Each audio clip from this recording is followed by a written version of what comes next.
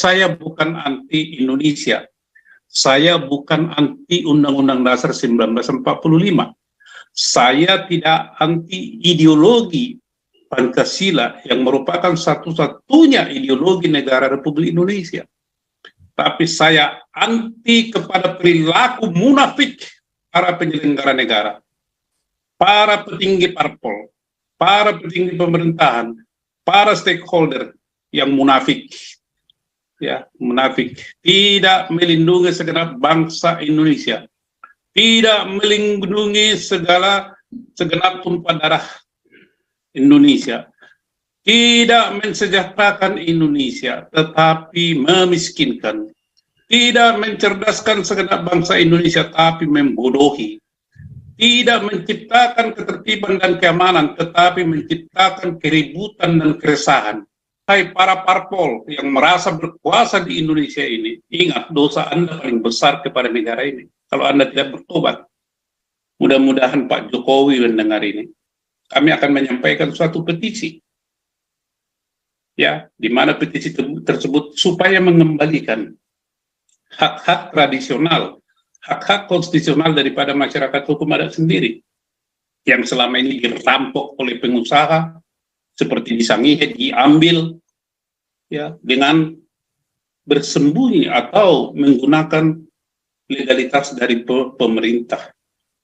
Semuanya perampok.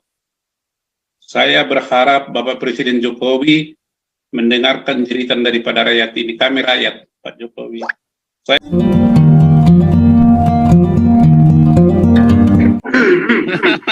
tenggorokan dari gatal ini. Jadi selamat malam teman-teman di seluruh Indonesia, diaspora. Seperti omongan saya kemarin, saya sampaikan dulu berita kepada seluruh rakyat dan bangsa Indonesia di Nusantara dan diaspora. Berita yang sangat menyedihkan bahwa negara Indonesia sudah berubah menjadi negara agama sekaligus negara sekuler. Kenapa menjadi negara agama? Indikasinya apa? Yaitu pembubaran, pemaksaan bubar pelaksanaan ibadah oleh agama yang bukan agama mereka, yang mayoritas. Juga itu terjadi di seluruh Indonesia. Kemudian, sekaligus negara sekuler, karena perekonomian Indonesia dikendalikan oleh sekelompok oligarki yang sangat berkuasa, dan sistem perekonomiannya sudah neoliberal. Pasal 33 Undang-Undang Dasar 1945 hanya tulisan semata, pajangan yang enak dibaca. Sekali lagi, saudara-saudara saya di seluruh Indonesia, sebangsa dan setanah air, juga diaspora, berita penting, Indonesia sudah berubah menjadi negara agama dan negara sekuler sekaligus. Nah, ini sebagai pendahuluan teman-teman, saya bukan anti Indonesia. Saya bukan anti Undang-Undang Dasar 1945. Saya tidak anti ideologi Pancasila yang merupakan satu-satunya ideologi negara Republik Indonesia.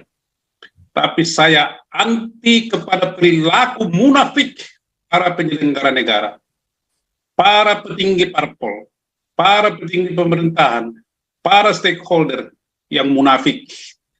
Ya, munafik, tidak melindungi segenap bangsa Indonesia, tidak melindungi segenap tumpah darah Indonesia, tidak mensejahterakan Indonesia, tetapi memiskinkan, tidak mencerdaskan segenap bangsa Indonesia, tapi membodohi, tidak menciptakan ketertiban dan keamanan, tetapi menciptakan keributan dan keresahan. Apakah kita tidak layak berduka cita? Apakah kita rakyat Indonesia ini tidak layak bersedih hati? Padahal menurut mereka dan menurut Undang-Undang Dasar 1945, kedaulatan tertinggi itu ada di tangan rakyat. Rakyat itu siapa? Bukan Anda para ASN, bukan Anda para penyelenggara negara dari pusat sampai ke daerah. Bukan Anda para oknum-oknum Polri dan TNI, rakyat. Anda melaksanakan kedaulatan yang diberikan oleh rakyat kepada Anda. Hanya kami mengerti rakyat di Indonesia ini, Anda semua tidak bisa bergerak karena sudah dipreteli, dibonsai termasuk MPR. Karena didesain bahwa pelaksanaan kedaulatan rakyat itu katanya dan tersurat menurut Undang-Undang Dasar 1945. Tetapi Anda, wahai para parpol yang merasa berkuasa di Indonesia ini, ingat dosa Anda paling besar kepada negara ini kalau Anda tidak bertobat. Kedaulatan rakyat sudah Anda rampok. Kedaulatan rakyat sudah Anda rampok, dan rakyat hanya gigit jari, menderita. Kami sangat prihatin. Demokrasi, datang Mahkamah Konstitusi, datang Mahkamah Agung mengatakan, hakim-hakim kami adalah wakil Tuhan. Betul, betul. Itu sangat betul. Sangat betul, 100% betul. Tapi Anda lupa satu hal. Apa namanya itu? Suara rakyat adalah suara Tuhan. Nah, kalau begitu suara rakyat adalah suara Tuhan, Anda adalah wakil rakyat. Bukan wakil Tuhan yang Anda berlindung di balik daripada Tuhan itu. Kalau suara rakyat adalah suara Tuhan, mestinya Anda adalah wakil rakyat, bukan suara hantu. Mewakili suara hantu bukan mewakili hantu. Jadi inilah kekecewaan mendalam ya di hati kami para rakyat ini. Dan pada tahun 2023, Anda para pengejar kekuasaan, para partai, ada partai itu, partai hantu belau itu, atau hantu ambelau yang baru terbit, yang diprakarsai si kakek Tompong, kakek Sontoloyo dari sana itu, yang profesornya sudah dicabut. Anda jangan menghalalkan segala cara untuk meraih kekuasaan. Kalau Anda beretika, kalau Anda adalah seorang intelektual, guru besar, beri contoh bagaimana Anda melaksanakan ketetapan yang Anda tanda tangani tentang etika berbangsa. Itu adalah ketetapan MPR. Baca kembali itu baik-baik dan laksanakan. Dan ini adalah suara rakyat kepada seluruh petinggi di negara ini. Baca baik-baik etika berbangsa kepada seluruh petinggi para politisi, siapapun Anda baca baik-baik itu dan terapkanlah itu. Baru kami rakyat ini bisa merasa nyaman dan aman sementara. Karena Anda juga sekarang menggunakan politik identitas. Ingat baik-baik, polarisasi yang sudah terjadi tahun-tahun sebelumnya akan terjadi lagi tahun 2023, dan Indonesia ini akan bubar. Indikasinya apa? Satu, Indonesia ini sekarang ini, para penyelenggara negara dan para pemerintahan tidak lebih pintar daripada pemudi Indonesia pada tahun 1928. Mereka bersumpah berbangsa satu, bangsa Indonesia, berbahasa satu, berbahasa Indonesia, dan bertanah air satu, tanah air Indonesia. Bukan bersumpah demi agama yang satu, bukan bersumpah demi suku yang satu, bukan bersumpah demi budaya yang satu. Tidak sama sekali, saudara-saudara. Dan ingat 1908 itu, Budi Utomo, dia tidak berbicara agama, tetapi lahirnya kesadaran sebagai suatu bangsa nasionalisme yang tulen, genuine, yang sekarang itu diobok-obok para politik busuk, para keturunan-keturunan yang mengejar kekuasaan, keturunan-keturunan busuk, yang mengatakan nenek moyangnya adalah pejuang. Pejuang apa? Ya, seseorang itu dikenal dari buahnya. Kalau nenek moyang Anda itu adalah pejuang, mestinya Anda juga pejuang. Kalau nenek moyang Anda adalah cinta tanah air, mestinya Anda adalah cinta tanah air. Kalau nenek moyang Anda pejuang, Anda bukan pejuang, berarti Anda adalah anak haram. Kalau nenek moyang Anda ada cinta tanah air, tetapi Anda menjual tanah air, berarti Anda adalah anak haram. Itu tidak ada itu dalam kamus itu. Jadi maafkan saya, Pastor, saya bukan ikut-ikutan kepada Pastor, tapi saya juga galau ya melihat negara kami, bangsa Indonesia ini. Pastor sendiri yang jauh di sana, yang bukan warga negara Indonesia, sangat menyayangi Indonesia ini. Apakah kami yang tinggal di Indonesia tinggal diam? Apakah kami yang Indonesia ini lebih jelek daripada saudara-saudara kami yang tinggal di luar? Mestinya kami malu.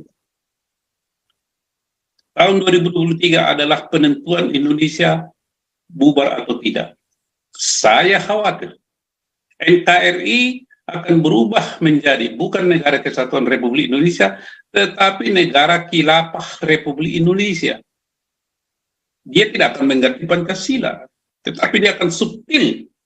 MPR itu akan dia robah seperti Dewan Mullah di Iran, yang sangat powerful, yang menentukan segala sesuatu di Indonesia.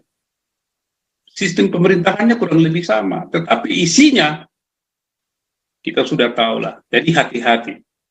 Hati-hati. Ya, saudara-saudara kita yang polos-polos yang ada di pedesaan, hati-hati. Kami besok akan mengadakan simposium nasional, pastor, raja-raja, sultan, ketua marga, suku-suku, masyarakat hukum adat di Nusantara selama 3 hari. Kami akan menyuarakan ini juga. Kami tidak akan mengikatkan diri kepada suatu ajaran atau agama, tidak. Kami ingin menyuarakan nasionalisme. Kami ingin menyuarakan ekonomi kerakyatan. Mudah-mudahan Pak Jokowi mendengar ini. Kami akan menyampaikan suatu petisi. Ya, di mana petisi tersebut supaya mengembalikan hak-hak tradisional, hak-hak konstitusional daripada masyarakat hukum adat sendiri yang selama ini dirampok oleh pengusaha seperti di Sangihe, diambil ya dengan bersembunyi atau menggunakan legalitas dari pemerintah. Semuanya perampok. Saya berharap Bapak Presiden Jokowi mendengarkan jeritan daripada rakyat ini. Kami rakyat, Pak Jokowi. Saya tadi dari Setnek, ya, dari Setnek ini, dengar ini PT Vale. Anda kan hebat PT Vale ya, nikel. Tetapi Anda telah menghancurkan hidup masyarakat hukum adat di sana. 135 hektar lahan ada di sana Anda tenggelamkan dan sepeser pun Anda tidak memberikan ganti rugi. Padahal itu wilayah adalah tempat mencari hidup, nafkah hidup mereka sehari-hari. Sampai hari ini Anda mempermainkan mereka. Dan kita akan tetap bertanya kepada pemerintah, apakah Anda dikendalikan oleh pengusaha atau Anda ada mengendalikan pengusaha? Atau Anda adalah penguasaha? Penguasaha itu artinya penguasa sekaligus pengusaha. Itu penguasaha. Nah, saya harap tidak demikian. Sampai di situ dulu, Pastor. Saya sudah sampaikan apa yang menjadi beban pikiran kita, pikiran kami pada malam hari ini. Saya berharap ini terus menggelinding seperti es ya, yang tetap menggelinding.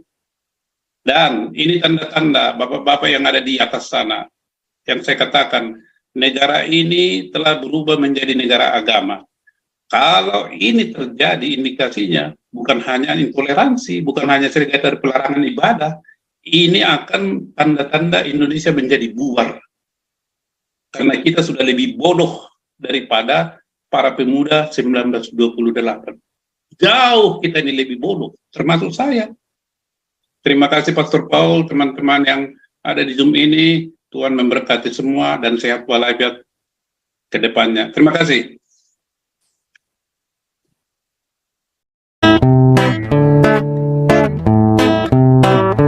Kau bilang kau menang debat lawan domba yang sesat. Kau bilang banyak yang tobat.